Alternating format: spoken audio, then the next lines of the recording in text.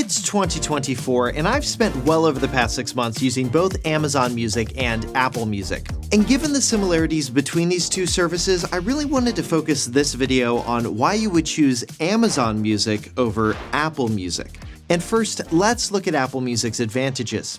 Coming in at number 5, Apple Music Radio.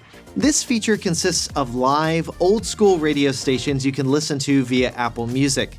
Apple has 3 main stations: Apple Music One, Apple Music Hits, and Apple Music Country, all of which are free for anyone to listen to, even if you're not an Apple Music subscriber.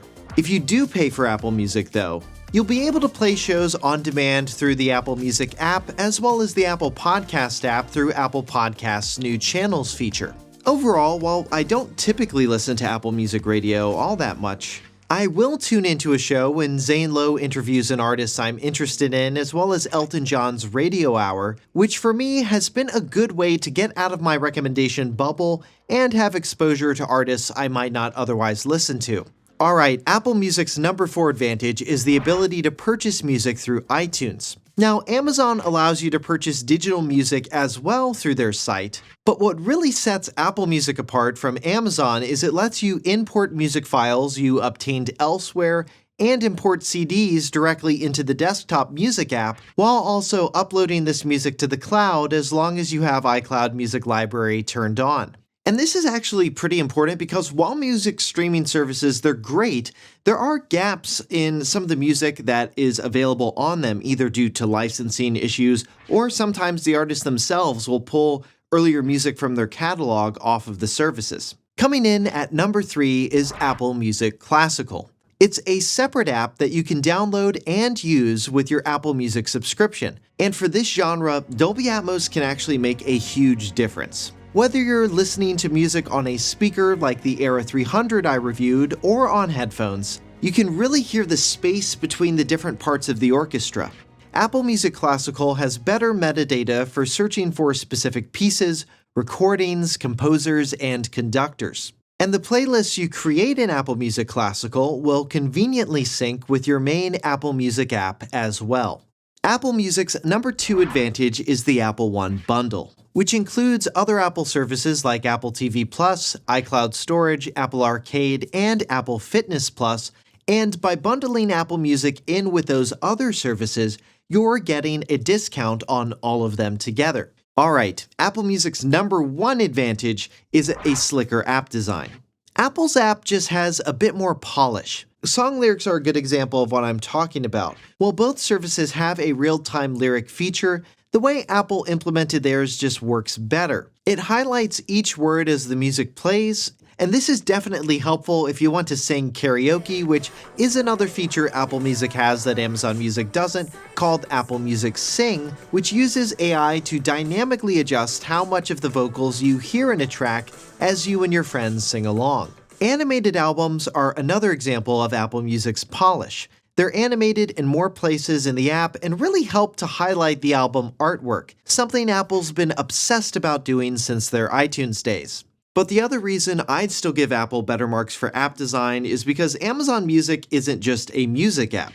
They've also been heavily promoting podcasts within the app because Amazon Music Unlimited comes with several ad-free podcasts.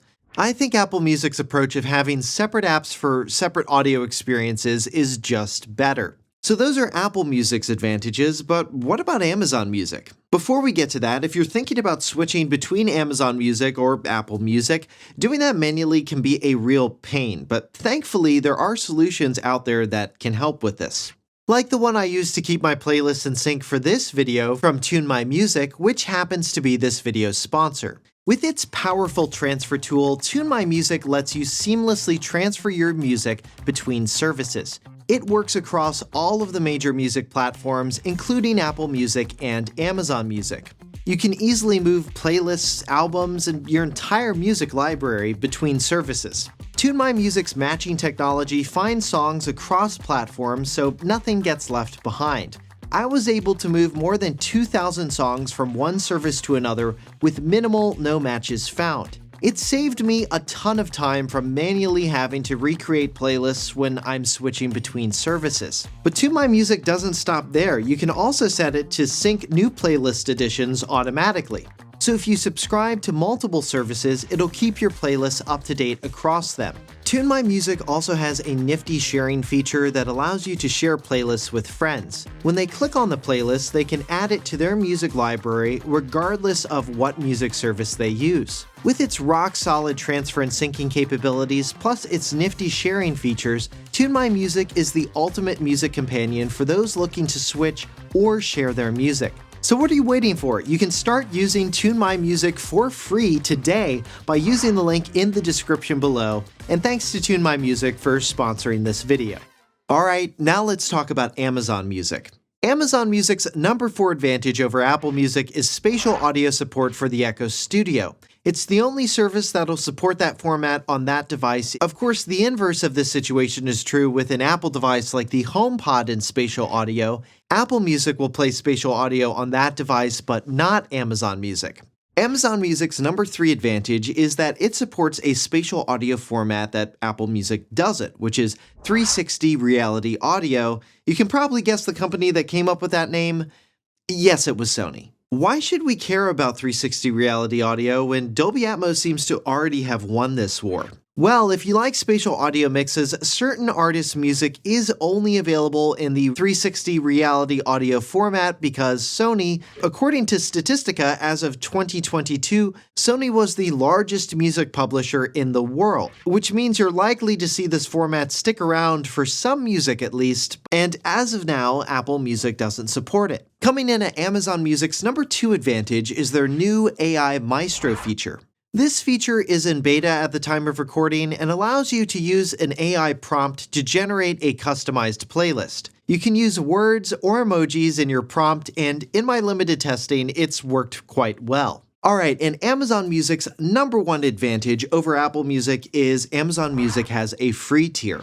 Amazon actually has 3 different music offerings. Amazon Music Free is a completely free music streaming service with no credit card required. It allows you to discover new music and podcasts based on your likes, though with ads of course in between, though do note there's no lossless or spatial audio or offline playback. The next tier is Amazon Music Prime, which comes bundled in with an Amazon Prime subscription. You get access to 100 million songs ad-free and ad-free top 10 podcasts, though there are skip limits with most playlists and you don't get lossless quality or spatial audio. Finally, there is Amazon Music Unlimited, which gets you ad-free music, unlimited skips, personalized stations, and thousands of playlists, lossless and spatial audio, and the ability to listen offline. Apple Music only has paid options, no free tier, but you can bundle Apple Music in with other Apple services in an Apple One bundle. So those are the advantages of Apple Music and Amazon Music, but which one do I think you should choose? Overall, I think Apple Music has more features, a better app design, and the same music quality as Amazon Music minus the 360 reality audio, which I don't think is that big of a draw compared to Dolby Atmos. However, if you do want a music streaming service that has a free tier and is going to just be really well integrated with your Amazon ecosystem of devices, even though you can play Apple Music on Amazon devices, it still might just be simpler to go with Amazon Music. If you want to learn more about Apple Music and/or Amazon Music, I've left a link to our blog post about this comparison. It includes the sources I used to create this video and links to all of the products I used. And if you want to see how Amazon Music and Apple Music compare to other music streaming services like YouTube Music and Spotify, you can click here to get to my other music streaming comparison videos, and you can click here to see all the videos about the devices that you saw in this video, like the Sonos Era 300 I mentioned earlier. If you liked this video and found it helpful, make sure you hit that thumbs up button below and subscribe to the channel for more videos like this one. For 6 months later, I'm Josh Tedder. Thanks for watching.